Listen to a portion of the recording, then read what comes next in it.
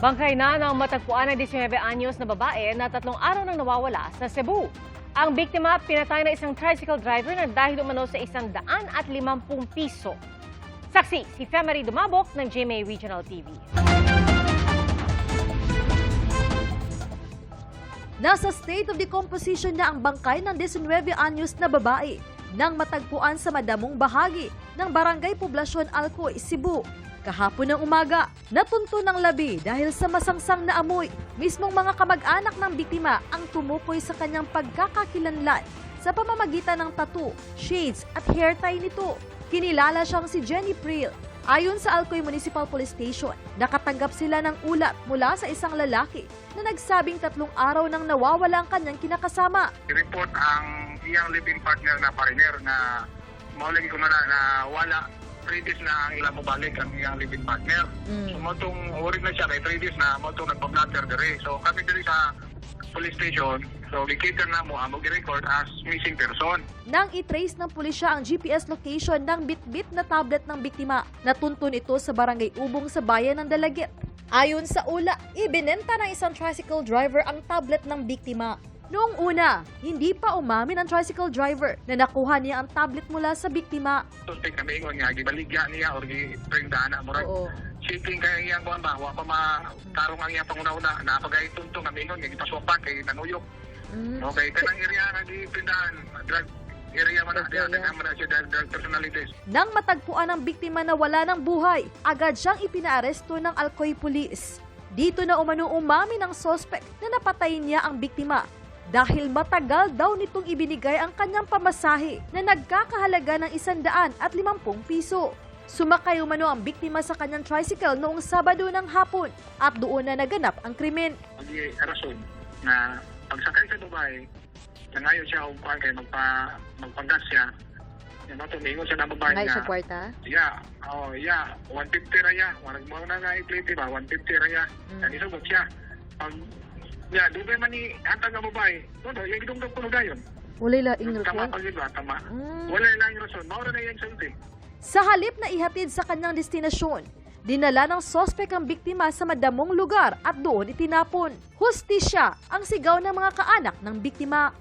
Kuha na lang tanan ang kuha ba niya ang kwarta o kuha na lang itaw niya pasda. Yung sa isala sa akong anak, ayan gibuhatag yung mga magbaboy dugtag ito sa prisuhan. Hindi na siya makagawas, hindi na siya makadugang pang krimen. Ako si Femery Dumabok ng GMA Regional TV. Ang inyong saksi! Nagpabigat ng trapiko sa ilang bahagi ng Metro Manila ang biglang pagbuhos ng malakas na ulan ngayong hapon. Hudyat na ba ito ng pagsisimula ng tag-ulan? Ating saksihan.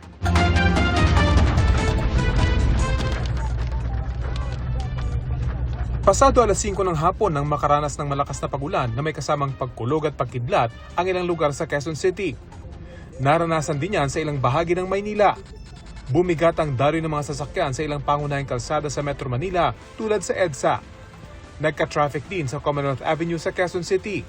Ayon sa Pag-asa, thunderstorms ang nagpaulan. Umulan din ng malakas sa maraming parte ng Metro Manila kaninang umaga. Mabilis tumaas ang baha sa bahagi ng EDSA, lalo na sa Barangay Apolonio Samson, Muñoz at Balintawak. Hindi huminto ang ulan ang lakas-lakas eh. Kaya dito ako dumaan, aakit ng tubig yun eh. Pero issue talaga yun. Pero issue. Sa katulad namin nagsasidecar, hindi na kami makapaghatid dahil sa lalim ng tubig. Mabilis po, pero nag-ano naman siya kaagad, sandali lang. Humuho pa kaagad.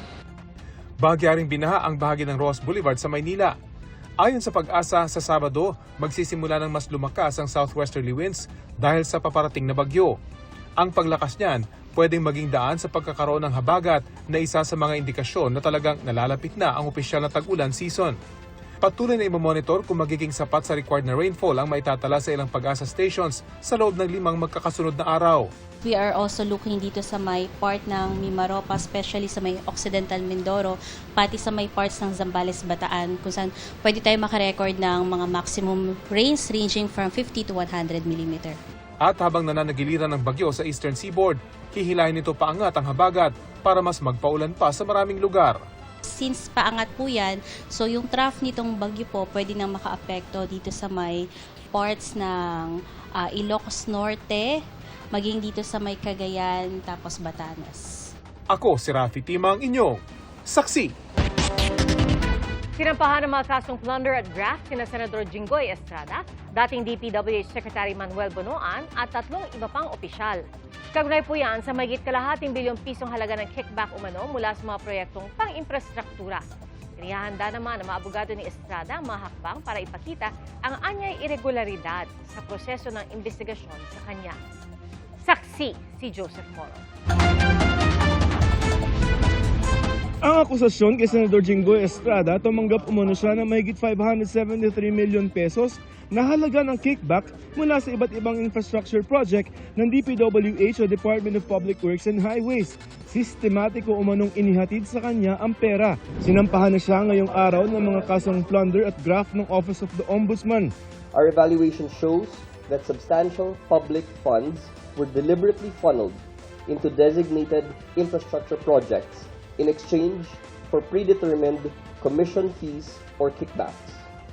Case records point to an accumulated sum of illicit payouts amounting to an aggregate sum of over 573 million pesos, which were systematically delivered to the principal respondent, Senator Jinggoy Estrada. Base sa isinampang kaso, idinaon umano ang pangungulimbat sa mga insertion sa budget at paglalagay ng alokasyon sa mga piniling proyekto ng DPWH para sa taong 2025. Dati nang sinabi ni Estrada na walang record ang Senado na meron siyang insertion. Sagot naman ng Ombudsman, hindi doon nakalagay ang lahat ng hakbang sa paggawa ng budget. This certificate does not capture all stages of the budgetary process, wherein insertions may be made in a layered method. Kinasuhan din ng mga kasabwat ni Estrada na sina dating DPWH Secretary Manuel Bonoan. Mga opisyal ng DPWH NCR na sina Assistant District Engineer Denril Cesar Costuna at District Engineers Manny Bolusan at Arturo Gonzalez Jr. Hindi na sinampahan ng kaso ang mga state witness na sina dating DPWH Undersecretary Roberto Bernardo, NCR Regional Director Gerard Opulencia at dating Bulacan 1st District Engineer Henry Alcantara. Wala na rin kaso si dating DPWH Undersecretary Maria Catalina Cabral dahil pumanaw na siya. No bail o walang bail na inirekomenda ang Ombudsman sa Sandigan Bayan laban kina Senador Estrada. Ang sunod na proseso nito ang paglalabas ng arrest warrant ng Sandigan Bayan. Ang Second Division sa ilalim ni Sandigan Bayan Presiding Justice Geraldine Ekong ang hahawak sa isang kaso ng graft ni Estrada. Ang kasong plunder naman at isa pang kasong graft didinggi ng 5th Division na hawak ni Sandigan Bayan Justice Saldi Trespeses. Taong 2001 nang sumuko si Jinggoy Estrada na nooy mayor ng San Juan City at kanyang amang si dating Pangulong Joseph Ejercito Estrada dahil sa kasong plunder bunsod ng Weteng Payola. Noong 2007, na-convict si dating Pangulong Erap na kalaunay binigyan ng absolute pardon ni dating Pangulong Gloria Macapagal Arroyo. Pinawalang sala ng Sandigan Bayan si Jinggoy Estrada taong 2014 nang muling sumuko si Senador Jinggoy para ulit sa kasong plunder at graft, kaugnay naman ang pork barrel scam. Naakwitin siya sa kasong plunder noong 2024. Dinidinig pa sa Sandigan Bayan ang kasong graft kaugnay sa PDAF scam. Hindi sumagot ang Ombudsman kung pwedeng humingi ng saklolo si Estrada sa Senado kung may lalabas na arrest warrant laban sa kanya. Maraming salamat. Can you seek shelter sa Senate? Sagot ni Estrada sa kaso, gagawin niya ang lahat ng mga legal na remedyo. Inihahanda na raw ng kanyang mga abogado ang mga hakbang para maipakita ang aniyang mga irregularidad sa naging proseso at ebidensyang hindi nabigyan ng timbang. Kapansin-pansin daw na mula na magpalit ng liderato ang Senado ay naging mabilis ang pag-usad sa mga kasong kinasasangkutan ng ilang miyembro ng mayorya. Itinanggi ng Ombudsman ang mga paratang. Hinihingan pa namin ng pahayag si Bonoan at iba pang kinasuhan. Ako si Joseph Morong, ang inyong saksi. 7 individual kabilang si Senador Robin Padilla ang inireklamo ng CIDG ng obstruction of justice sa DOJ. Kaugnay po yan sa pagtulong umano kay Senador Bato de la Rosa na makaalis sa Senado noong May 14. Saksi si Marie Zumali. 2 linggo na mula nang makuhanan ng CCTV sina Senador Bato de la Rosa at Senador Robin Padilla nung umalis sa Senado. Ang makakuha ng CCTV ang naging basehan ng PNP-CIDG sa inirefer nitong reklamong obstruction of justice sa Department of Justice. Pangunahin sa kanilang inirerekomendang kasuhan ay si Senador Robin Padilla. Kinumpirma ni Prosecutor General Richard Fadulion na nakuha na nila ang reklamo ng CIDG bago mag-alas 5 ng hapon kanina. By indispensable cooperation, it will not happen without him. Ayon sa CIDG, kabilang din sa pinakakasuhan ang babaeng security officer ni Padilla na nakunan din sa CCTV. Hindi po yun incidental. It's not a mere hitch ride. It is plano, well-planned, well-coordinated kasi yung may backup vehicle pa. Gayon din ang isang pinsan ni Padilla na may-ari umano ng pick-up na nagsilbing backup vehicle sa pag-alis ng De La Rosa. Do you know kung ano ang dahilan kung bakit nagkakaroon ng backup?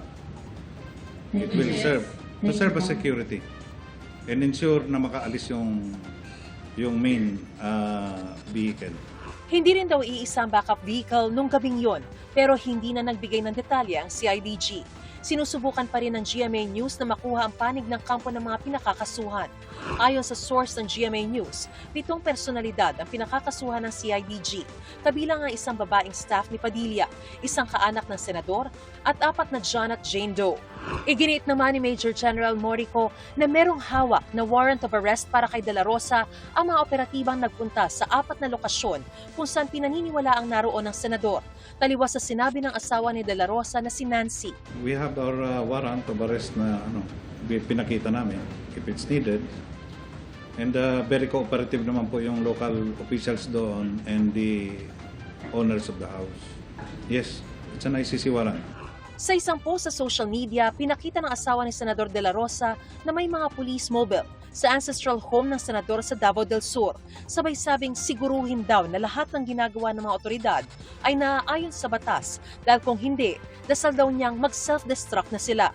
Sa isang text message, sinabi ni DILG Secretary John Vic Remulla na tingin daw niya ang presensya ng mga pulis doon ay para ma-recover ang mga baril ni Senador De La Rosa na kinansela na ang mga lisensya at hindi opisyal na paghahanap sa senador. Armed and dangerous daw na maituturing ng mga otoridad si Senador Bato de la Rosa. Pero paniniguro ng PNP, hindi nito mababago ang rules of engagement nila sa pag-aresto sa isang taong pinaghahanap ng batas. It's obvious that he's armed, 117, but it does not change that the PNP will seek all peaceful means of apprehending Senator Bato de la Rosa. What will change if he ever will be considered as armed and dangerous is yung ating preparedness, tactical preparedness, as well as the number of personnel that will be deployed in apprehending Senator Bato de la Rosa. Ayon sa PNP Regional Office 11, na-serve na ang order of revocation para sa mga baril ni De La Rosa kahapon. Sabi ng abogado ni De La Rosa, maghahain sila ng motion for reconsideration para rito. No, Senator De La Rosa has not been convicted of anything here in the Philippines, and there is no Philippine court which issued any order against him. So to our humble mind, baka nagkamali lang yung PNP. Ako, si Mariz Umali ang inyong saksi.